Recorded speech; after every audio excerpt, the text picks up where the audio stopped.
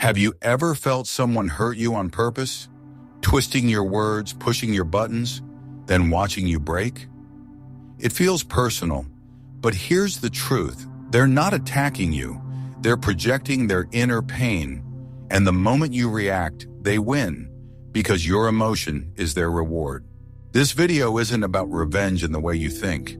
It's about Stoic power, the kind Chrysippus taught. You'll learn how to turn their insult into silence, their manipulation into clarity, not by yelling louder, but by mastering your pause. Because when you stop reacting, you starve their drama. You make them face their own chaos without pulling you into it. Watch to the end and you'll walk away untouchable, calm, clear, stronger than before. Like and subscribe if you're done being emotionally available to manipulators. You're not here to react. You're here to rise. Number 1. Attacks are projections, not personal. When someone hurts you, especially when it feels deliberate, your first instinct might be to blame yourself. You ask, did I deserve that? Did I provoke it? But this reaction is a trap. Stoicism invites us to look deeper. Chrysippus, one of the great minds behind Stoic logic, taught that most emotional suffering comes not from events themselves, but from the false meanings we attach to them.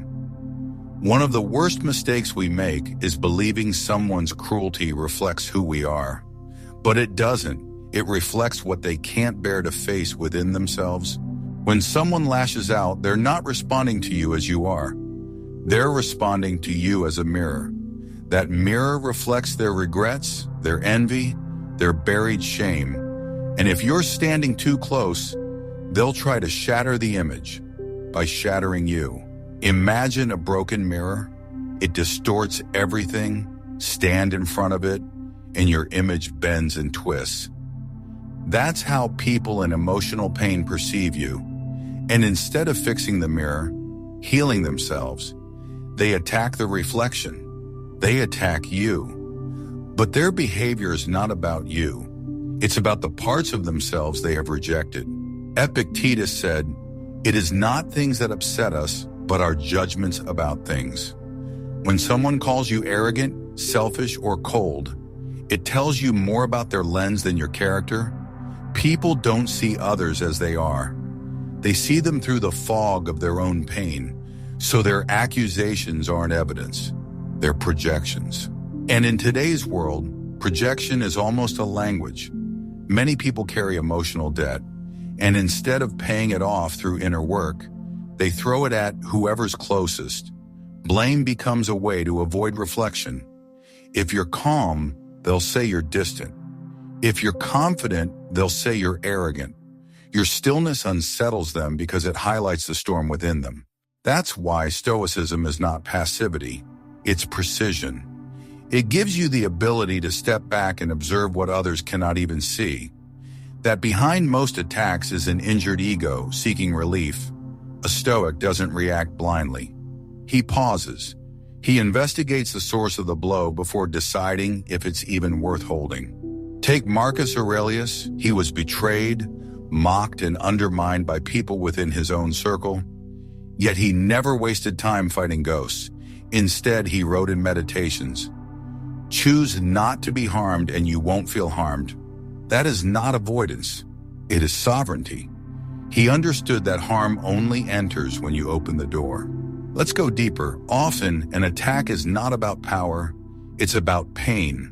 Some people insult, manipulate, or gaslight, not to defeat you, but to feel powerful again. They've lost control of their own life, so they try to borrow control from yours. But if you react, if you explode or argue, you've just handed them the very thing they lack, emotional leverage. This is where the Stoic turns inward. Before reacting, he asks, "Is this mine to carry?" Because most of the time, the insult wasn't meant for you. It was meant for the attacker's own reflection. You just happened to be standing there. Let's ground this in the modern world. Think of Keanu Reeves. He's been labeled strange, distant, or too quiet, all because he refuses to perform for attention.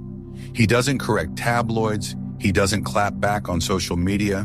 He simply lives, he donates quietly, he mourns privately, he embodies what Stoicism looks like in a modern man. Peaceful, grounded, and absolutely unbothered by what the world misunderstands.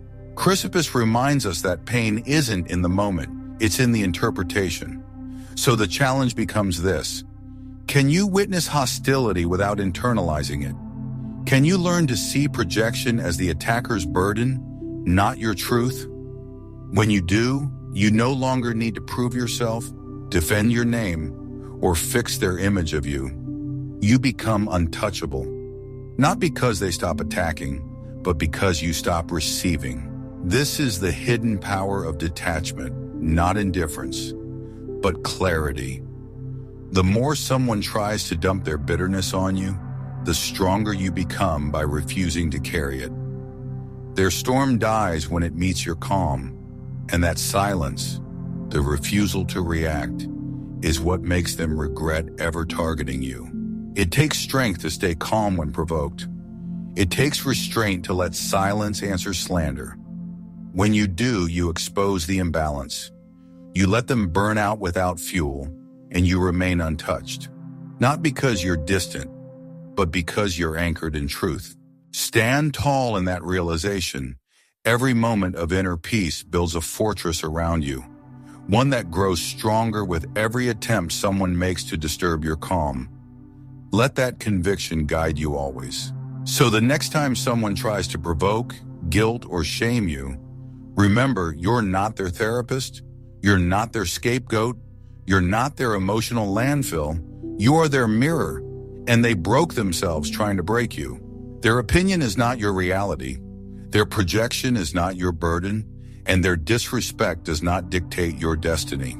Walk in clarity, stay in your calm, and remind yourself every day, you are not here to absorb shadows, you are here to hold light. Number 2. Your emotional reaction is their victory. There's a moment, right after the insult, the betrayal, the sudden attack, where you feel it rise, that flash of heat in your chest, the tightness in your throat, the need to yell, to defend, to prove them wrong. And in that exact moment, you must remember, if you react impulsively, they win. This is one of the hardest truths Stoicism teaches. Your reaction is not neutral, it's a transaction. The moment you explode in anger, beg for clarity, or justify yourself to someone who already decided to misunderstand you, you pay them in the currency of your energy. You hand them the thing they wanted most, your center. Epictetus said, any person capable of angering you becomes your master. Why? Because if someone can hijack your emotions, they control you, they set the tone, they dictate your next move, and suddenly your actions are no longer your own. You're not responding, you're performing. And that's the game emotional manipulators play. Their goal is not truth, it's not healing, it's not even dominance, it's disruption. They want you thrown off course. They want your panic, your spiral, your reaction. Because once you react, they become the story, and you become the fool who gave them the stage. Here's the twist. When you react from emotion, you validate their frame. You give them exactly what they need to paint you as unstable, dramatic, or defensive, even if you're none of those things. That's the trap. You lose not just your peace, but your credibility. Stoicism doesn't sugarcoat this. It doesn't say, wait until it's fair, then respond. It says, control the one thing you can, yourself. That means being the master of your reactions, even when you feel under siege. It means protecting your response like sacred ground, because it is. Viktor Frankl, who was profoundly shaped by Stoic ideas, said, between stimulus and response, there is a space. In that space is our power to choose our response. In our response lies our growth and our freedom. That pause, that tiny space, is where your transformation happens. Not in the noise, but in the stillness that follows the noise. Imagine someone throws verbal poison at you. Most people drink it, they absorb it, then they spit it back. more toxic than before? The Stoic does something different. He lets it fall, he doesn't catch it, he doesn't amplify it, because he knows reaction is the reward and he won't give it away. This isn't silence rooted in fear, it's silence born of strength. You don't have to chase every lie to prove it wrong. You don't have to attend every argument you're invited to, especially when the person inviting you is more interested in chaos than clarity. Take Michelle Obama. Throughout her public life, she endured ridicule, slander, and deeply personal attacks. But she rarely met those moments with emotional outbursts. Instead, she anchored herself in poise, in her own words. When they go low, we go high. That's more than a quote. It's a decision. It's the Stoic choice to rise above the pull of provocation and stay true to one's dignity. And here's what most people don't understand. Silence is not weakness, it is surgical. It cuts off the drama at its root. When you don't react, you force the aggressor to sit with their own discomfort. They don't get the satisfaction of breaking you. Instead, they face a mirror, and often they don't like what they see. Because the person who can't provoke you can't control you, your refusal to engage makes you unpredictable. And unpredictability disarms manipulation. The script breaks down, the game ends. Marcus Aurelius said, "You have power over your mind, not outside events. Realize this, and you will find strength." If you own your reaction, then no one else can claim it. If you protect your calm, then no insult can steal it. And if you choose your silence, it becomes your loudest answer. When you stop reacting, you stop leaking power. You stop burning energy on people who feed off your distress. And something changes, not just in you, but in the entire dynamic. The aggressor gets quieter. The audience watching sees who truly holds the higher ground. And you, by doing nothing, reveal everything. Even in professional life, this holds true. Think of someone like Fred Rogers. Yes, Mr. Rogers, a gentleman who was often mocked for his simplicity, but he never responded with sarcasm or bitterness. He stayed kind, he stayed still, and over time his non-reaction became his power. His quiet strength won people over, not by overpowering, but by outlasting. So the next time someone tries to bait you, pause, don't rush to defend, don't rush to explain. Watch, breathe, remind yourself. They want your energy, your instability, your reaction. Don't give it to them. Guard your silence like treasure. Protect your response like it's sacred, because it is. And remember, in a world that trades in noise, calm is the ultimate rebellion. Your stillness is a signal. Your non-reaction is a boundary. And your calm is what makes them realize they never had control in the first place. Number 3. The power of the pause. There is a gap, so small most people miss it, between what happens to you and how you respond. The Stoics called this the birthplace of wisdom. It's the space where your character is either forged or fractured.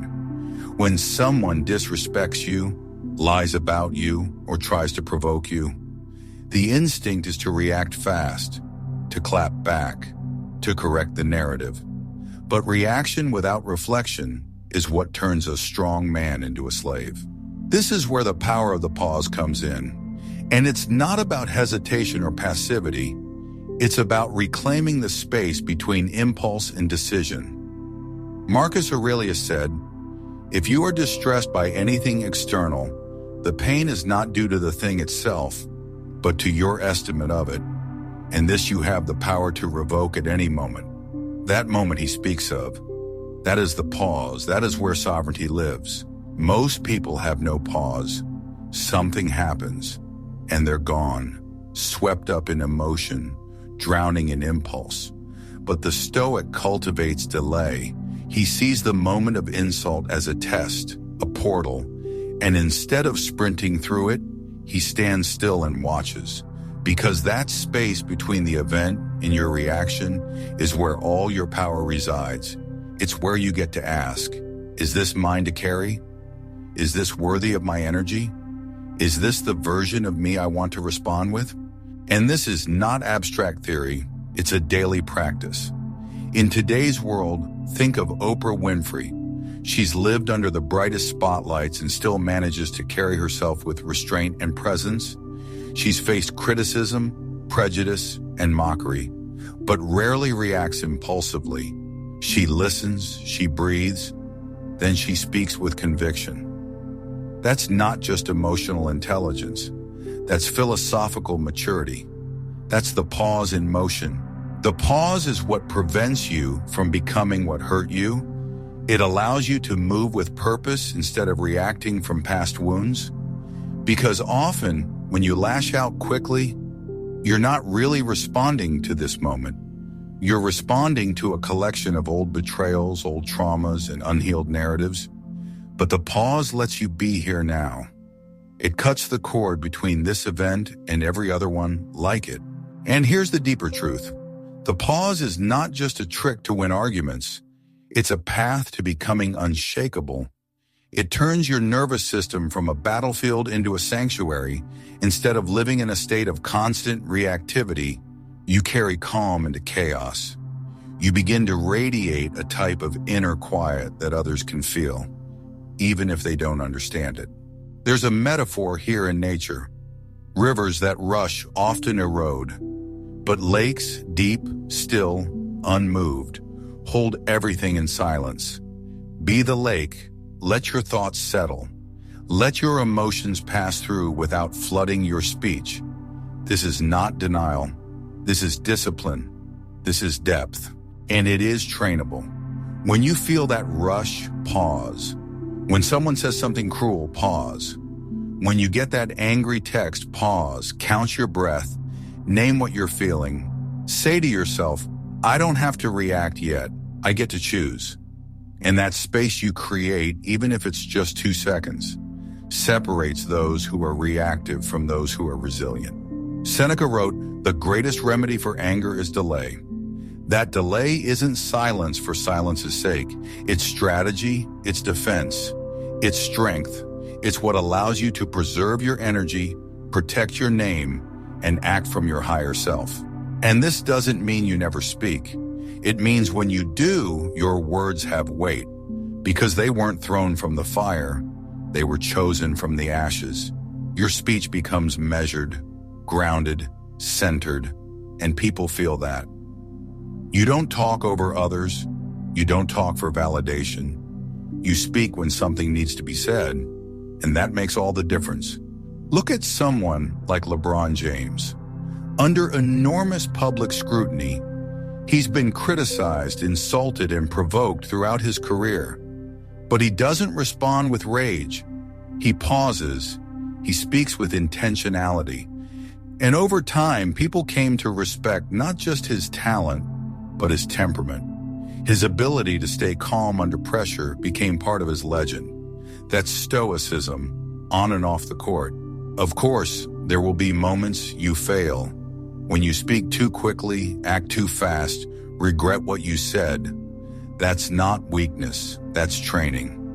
The Stoic doesn't seek perfection, he seeks mastery.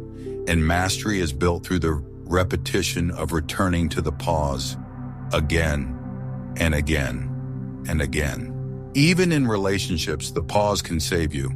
That moment before sending a harsh message, that breath before raising your voice, that instant of stillness before saying something you can't take back.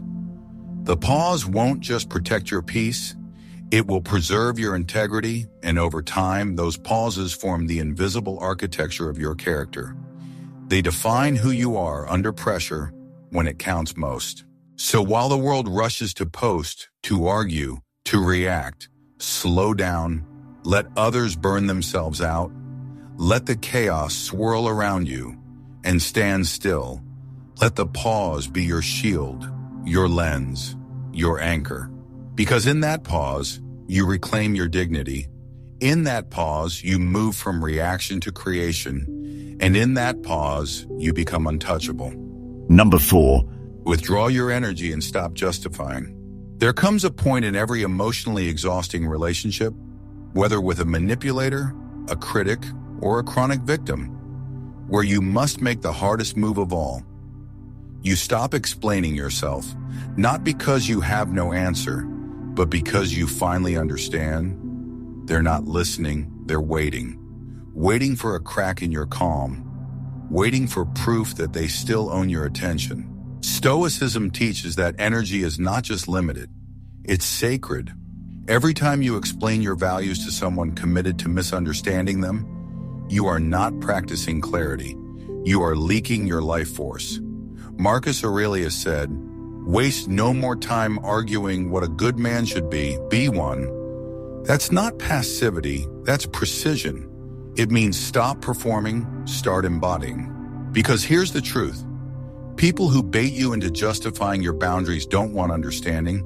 They want control.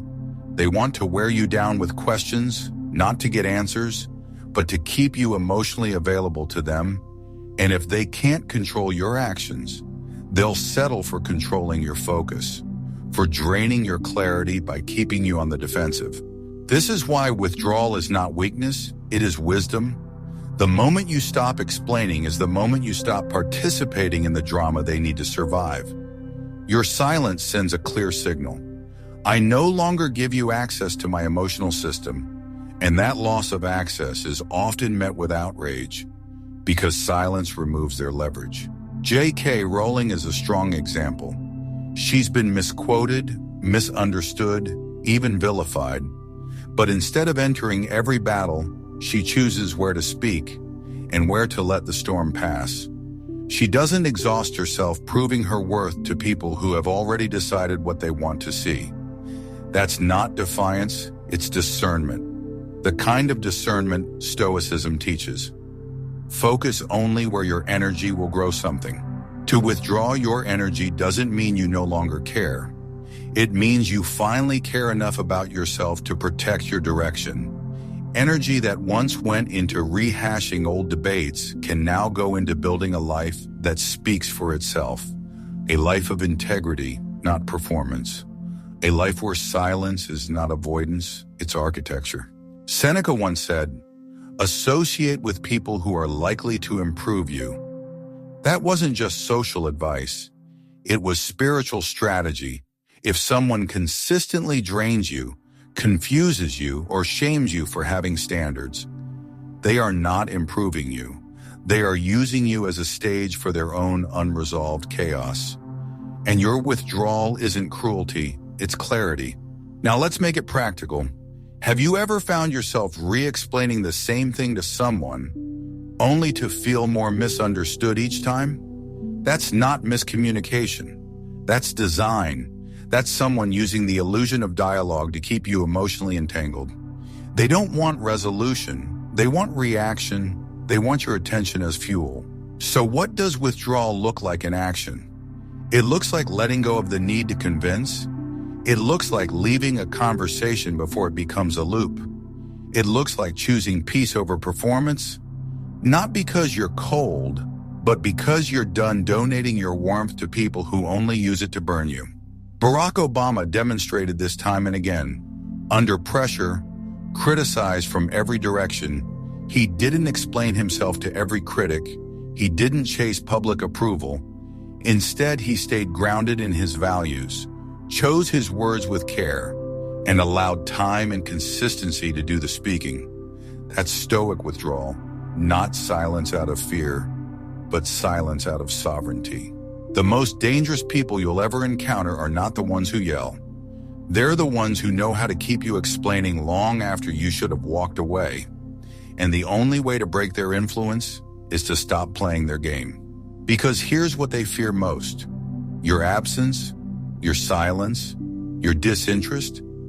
They don't know how to handle someone who no longer takes the bait. When you stop defending yourself, they're left with nothing but their own noise. And most manipulators cannot survive without your emotional participation. Stoicism reminds us that we are not obligated to teach those who refuse to learn. We are not required to hand over explanations to people who weaponize them. We are not here to prove ourselves to those who are committed to misunderstanding us. We are here to live with integrity. and let that integrity speak without apology. So the next time someone demands another explanation, pause, ask yourself, is this a dialogue or is this an emotional drain? And if it's the latter, walk away. You're not quitting, you're conserving, you're protecting your energy for the things that truly matter. Withdraw your energy, reclaim your clarity, and remind yourself. The most powerful answers aren't always spoken. Sometimes they echo loudest in the silence you leave behind. You don't owe your soul to someone who's already decided not to see it. You don't owe your clarity to someone committed to confusion. You owe it to yourself to stop justifying your peace and start embodying it. Walk away, not because you're weak, but because your energy is finally strong enough to go where it belongs. Number 5. True strength is quiet confidence. There's a kind of strength that doesn't announce itself. It doesn't seek applause. It doesn't posture or perform. It's the kind of strength that sits still while others scream. The kind that watches without needing to correct. The kind that has nothing to prove, because it's already anchored in who it is. This is quiet confidence. And to the Stoics, it was the highest form of inner power. We often mistake strength for volume. We assume the person who speaks the most, fights the loudest, or dominates the room is the strongest. But the Stoics knew otherwise. True strength, they said, is found in restraint. It's found in someone who can take insult without collapse. Someone who can face misunderstanding without needing to clear their name. Someone who can keep their dignity intact while being misrepresented. Seneca wrote, "A great mind becomes a great fortune." That means your wealth is not in how much you can conquer outside, but how composed you remain inside. Your internal stillness is your power. And when you stop reacting to every provocation, every misjudgment, every insult, you become untouchable. This kind of strength confuses people. It makes them uncomfortable because we live in a world addicted to performance, a world where being seen is valued more than being whole. But the Stoic doesn't move for validation. He moves for virtue. He doesn't measure his worth by opinion. He measures it by alignment.